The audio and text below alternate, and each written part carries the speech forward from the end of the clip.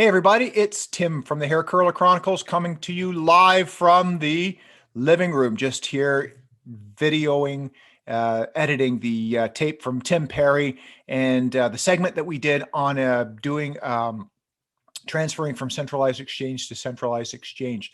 Wow, a lot of information entailed in here. Two big points that you're going to learn from this video is number one, the amazing difference in gas fees from exchange to exchange, and number two, the importance of making sure that when you're going from one exchange to the other exchange, that you have them both matching on each exchange before you hit that little transfer button. So stay tuned. Really good information from Tim Perry on this one. Hit like, subscribe to the channel, because that's the only way you get this perfect information from Tim. It's just his time is so valuable, and it's just wicked information, and the importance on how careful you have to be. I'll be back at the end. Enjoy.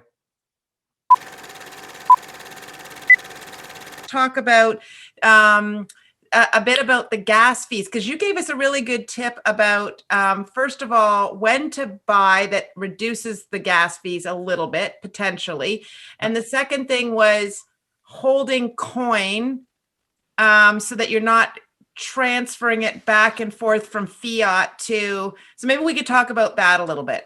Yeah, so I think obviously the example that you were using the best was buying OMI, where you can only buy it in USDT tether, but you've got to transfer it in Bitcoin, right? Like Ethereum, because you can lose gas and you can lose mining fees, right? Well, and there's all these little hacks. Like for instance, so let's say that day I was on BitMax and I wanted to send my coins over to Binance because they had the coin that I wanted, or even the same coin, but I wanted to shift to an exchange or something.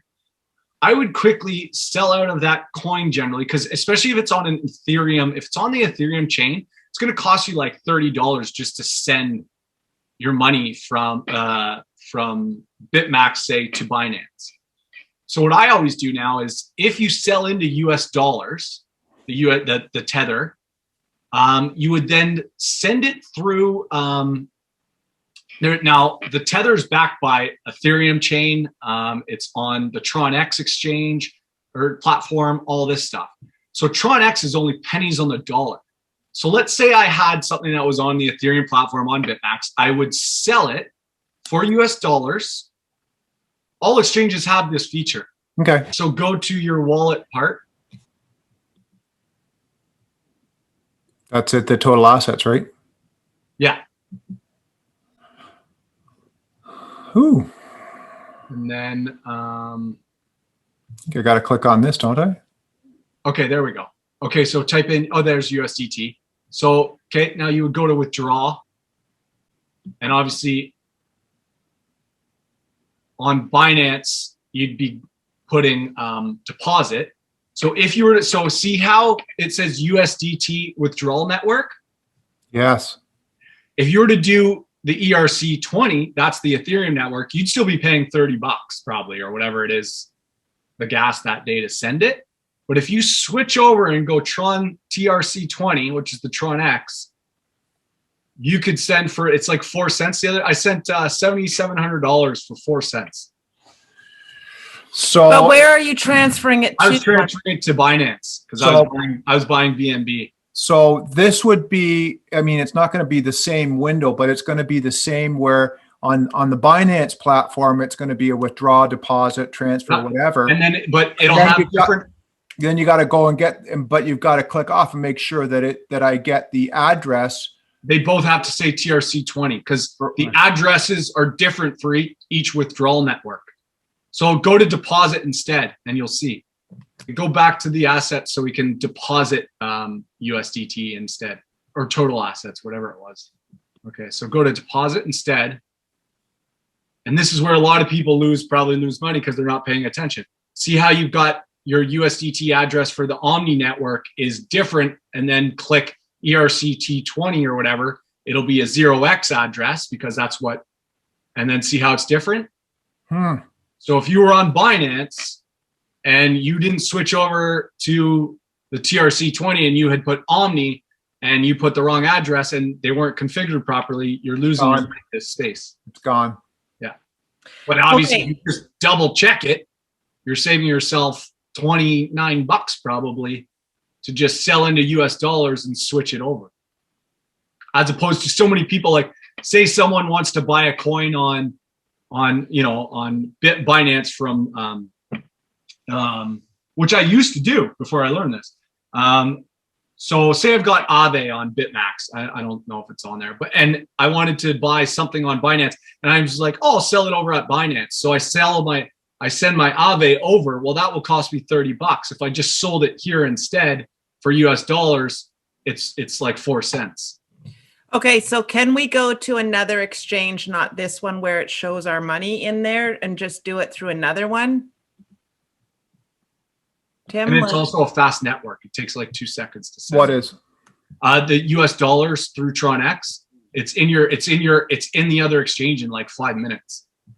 You know how sometimes you can wait like an hour for anything like Ethereum or Bitcoin. there. All righty. So Wallet. let's start up this again. So we're going to go to wallet, fiat, right? Yeah. Tim logged into Binance. So where would he go to? And again, this is for buying and selling crypto to try to save the gas fees, correct? This is going from centralized exchange to another centralized exchange and not having to pay exorbitant amount of fees on the switch. On the gas. And when would be an example of that? When would we be doing that? It could be because you either A, want to sell out of a coin and get another coin on another exchange, or B, you just want to have your money comfortably sitting on another exchange. Okay, so like let's give the example of OMI token. Oh, people said, well, where are you holding your OMI token? Can you only hold your OMI token on that BitMax? On a send. So for now, OMI, but just give it 5 more days. The delayed listing, obviously, for Uniswap, it will become Ethereum compatible. You will then be able to send it to your MetaMask at some point. Do not just think that you can send it yet. You wait until it is functional on that chain before you send it. Okay. This is another mistake people are making before. A lot of these coins are turning into cross-chain stuff, but you have to wait till they have like their contract address on the Ethereum network before you send it to your MetaMask.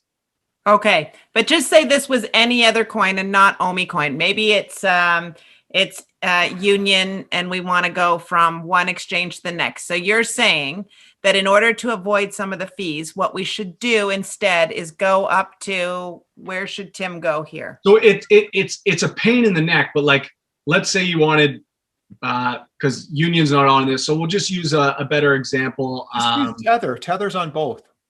Well, no, but like, so say you've got Union on BitMax. Now, Union is not on Binance, but let's say it's on Binance too. And you wanted to move your money over for, I don't know, some reason. You would have to avoid fees, you would have to sell the Union on BitMax for US dollars for Tether, and then send it over to Binance. And if you still wanted Union, you'd have to rebuy it. So you just have to hope that the price doesn't move. Usually this is if you want to move it to get a different coin or something like that. Like the other day, I wanted OMI, and I had Binance at the time. So I had Binance coin. So I sold my Binance coin for US dollars instead of sending my Binance straight over. Not that the Binance chain is that expensive though, but I sold it for US dollars, and then I sent it to BitMax, and it cost me 4 cents. If you were to send Bitcoin for Bitcoin from Binance to BitMax, it would take some fees off of you. But anything on the Ethereum platform would take a lot more money because of gas. Okay, so where do we go from here? What are we supposed to do? So this is just obviously, if you want to ignore fees and you've sold, so you have $7 in US right here. So let's use this as an example. You're going to go to the withdrawal, and let's pretend we're sending it to BitMax. Okay. As you can see, this is what I was saying now. Many coins are doing what's called cross-chaining. So you could be the tether is on various platforms right here. And it even shows you, actually, this is how much it would cost you to send in each chain. So if you look, you got the Binance chain, the main chain, which is, I can't see the price because we're screened out there. It says $1. So that's $1. So then the next one's Binance Smart Chain. That's 80 cents. Well, look, if you were to send on the Ethereum network, it'd be 20 bucks. Tether's 28. Oh, so TronX is actually now charging. That's on the Omni network. This is all Tether, understand. So all of this is Tether, but it's all attached to a different platform. Okay. So your cheapest would be the Binance chain or TronX, but some of those chains aren't as popular. So you would use TronX because you know that it's compatible over at BitMax. So click on that. And So then you go to still saving $19. And then you would hit max, let's just say, so because you're sending your $7, but you're not going to because it's not worth the dollar.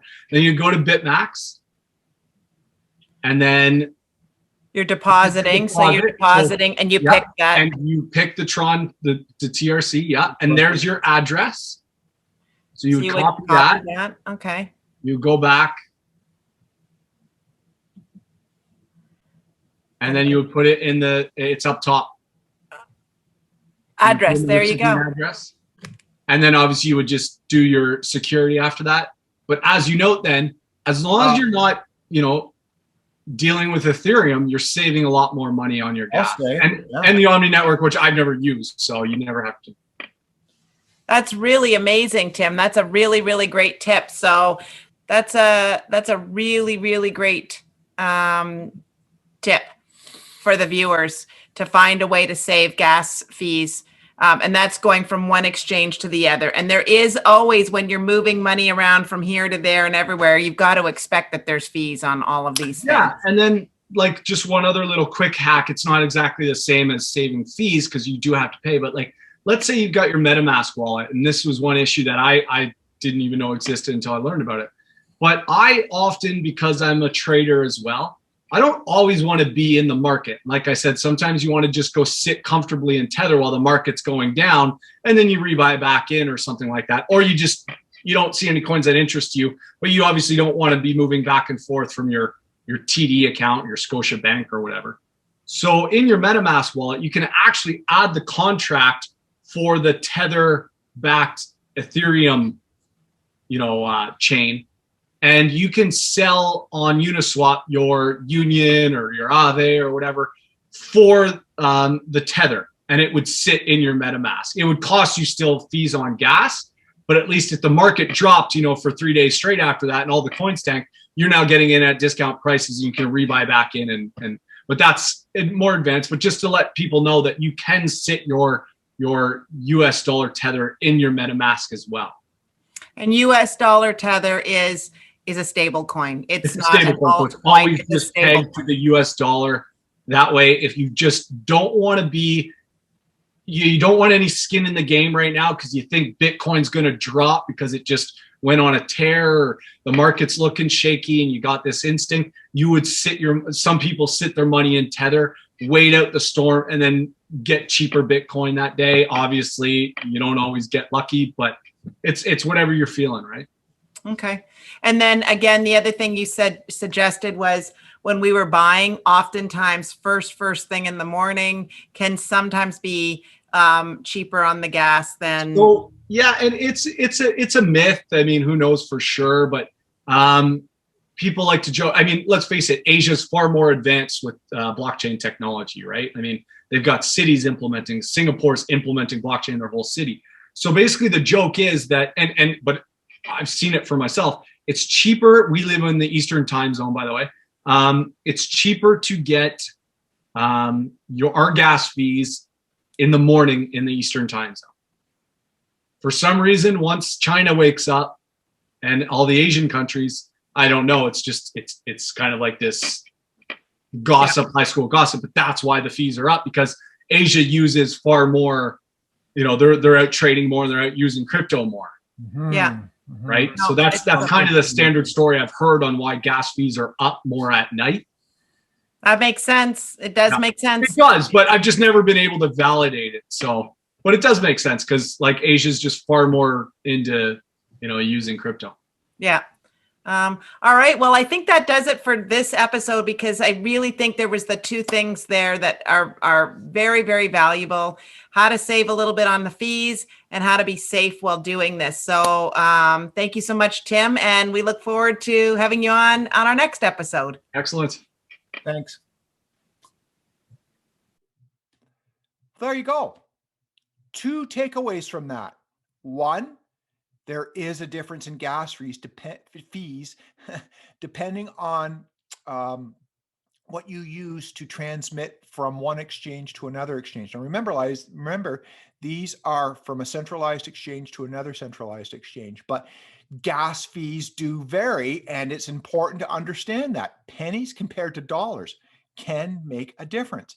And sometimes that might make transferring little bits of money and getting into the game with little bits of money a difference in gas. Yeah. So also, it's important to note that what we got from this and from Tim's experiences is that when we go from one exchange to another, that we have to make sure we're using, for example, Tron to Tron, right? Or Ethereum to Ethereum. If you botch those two and put Tron to Ethereum or Ethereum to Tron, bad news. Anyway, hope you're getting value out of all of this information. We do enjoy having you subscribe to our channel, and stay tuned. We got a whole bunch of stuff coming up. Have a great day.